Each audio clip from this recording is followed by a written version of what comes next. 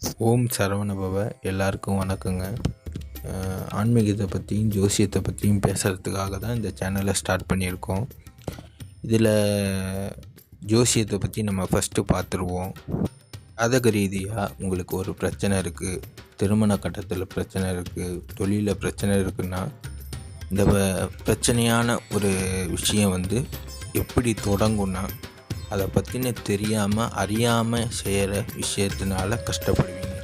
ஏன்னா ஒரு ஜாதகத்தில் ஒரு பிரச்சனை இருக்குதுன்னா அதை பற்றி முழுசாக தெரியாமல் போய் மாட்டிக்கிறது தான் ஜாதக ரீதியான தோஷம். எல்லாமே பிரச்சனை. இது எல்லாமே பேசிக்கான ஜாதகத்தை கற்றுக்கிட்டு உங்களோட குணாதிசயங்களையும் உங்கள் ஜாதகத்தையும் கம்பேர் பண்ணி பாருங்கள்.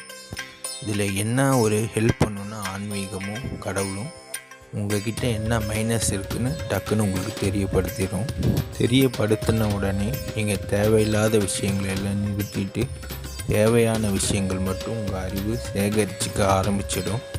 ஜாதக ரீதியான தோஷம் இருந்தாலும் அதை பற்றின புரிதல் உங்களுக்கு இருக்கிறதுனால கஷ்டங்கள் தவிர்க்கப்படும். ஒரு உதாரணத்துக்கு தினமும் ஒருத்தர் குடிக்கிறாருன்னு வச்சுக்கோங்க. எல்லாத்துக்கும் ஒவ்வொரு காரணம் இருக்கும். ஆனால் ஒரு லெவலுக்கு மேலே எல்லாருமே குடிய விடணும்னு தான் நினைப்பாங்க.